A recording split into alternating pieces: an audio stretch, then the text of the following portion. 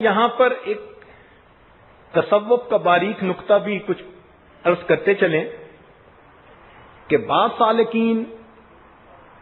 یہ کہتے ہیں جی کہ جنت کی طلب میں عبادت کیوں کریں،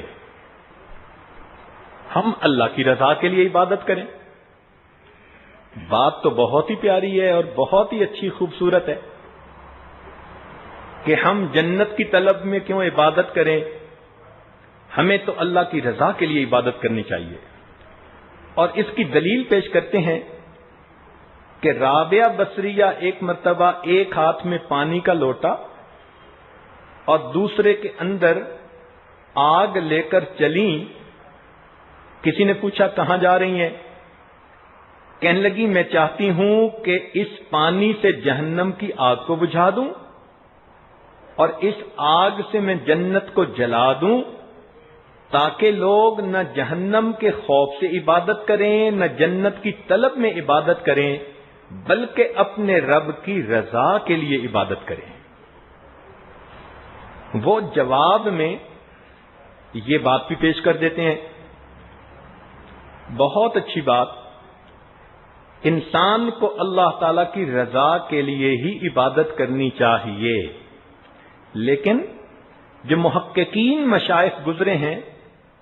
ان کے نزدیک جنت کی طلب رکھنا عین عبادت ہے۔ اس پر حضرت امام ربانی مجدد لسانی رحمت اللہ علیہ نے اپنے ایک مکتوب کے اندر بہت وضاحت سے لکھا ہے۔ وہ فرماتے ہیں کہ جب اللہ رب العزت نے فرمایا کہ واللہ یدعو الی دار السلام، کہ اللہ تعالیٰ تمہیں سلامتی والے گھر کی طرف بلاتا ہے، جب قرآن نے بتلا دیا وَسَارِعُوا إِلَى مَغْفِرَةٍ مِّن رَبِّكُمْ وَجَنَّةٍ، آؤ جنت کی طرف، اپنے رب کی مغفرت کی طرف، تو جب پروردگار خود بلا رہے ہیں تو اب بندے کے لیے جنت کو طلب کرنا یہ عین منشاء خداوندی ہے۔ اس لیے مومن کو دل میں جنت کی طلب رکھنا یہ کوئی کم درجہ نہیں، یہ سب سے بلند درجہ ہے۔ اور پھر اس پر وہ ایک دلیل بھی دیتے ہیں، وہ کہتے ہیں کہ دیکھیں اللہ تعالیٰ نے سیدنا یوسف علیہ السلام کو اس دنیا میں جنتی حسن کا نمونہ عطا کیا تھا، اسی لیے تو عورتوں نے دیکھ کر کہا تھا کہ ما ھذا بشرا ان ھذا الا ملک کریم، تو وہ جنتی حسن کا نمونہ تھا جو اللہ نے ان کو دے دیا تھا۔ اور یہ راز ان کے والد سیدنا یعقوب علیہ السلام اچھی طرح جانتے تھے، چونکہ وہ رسول تھے، وقت کے پیغمبر تھے۔ اس وجہ سے ان کو سیدنا یوسف علیہ السلام کے ساتھ بہت محبت تھی کہ میرے مولا نے اس دنیا میں مجھے جنتی نعمت کا نمونہ دے دیا، مجھے اس کی قدر کرنی ہے۔ اس لیے جب بھائیوں نے کہا تھا کہ یوسف کو ہمارے ساتھ بھیج دیجئے تو انہوں نے کہا تھا انی لیحزننی،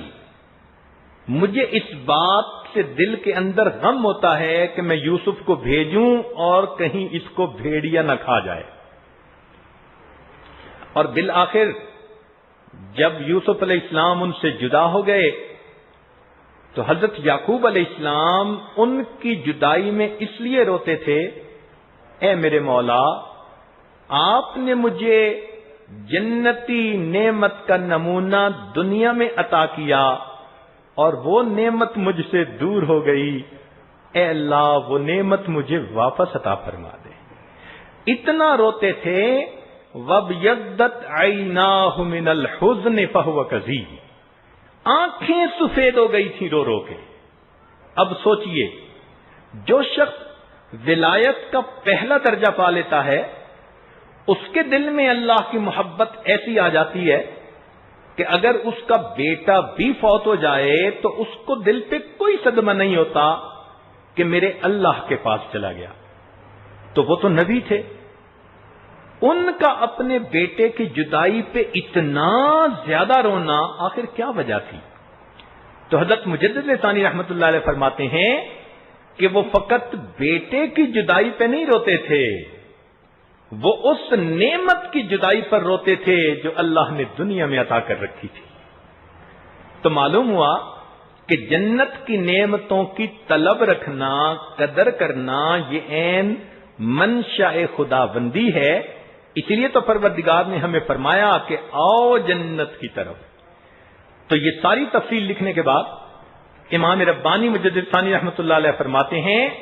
کہ رابعہ بیچاری اگر سر سے واقف ہوتی تو یہ حرکت نہ کرتی، وہ جان لیتی کہ جنت کی طلب کرنا بھی میرے مولا کی منشا کو پورا کرنا ہے۔ اللہ جزائے خیر دے ہمارے مشائخ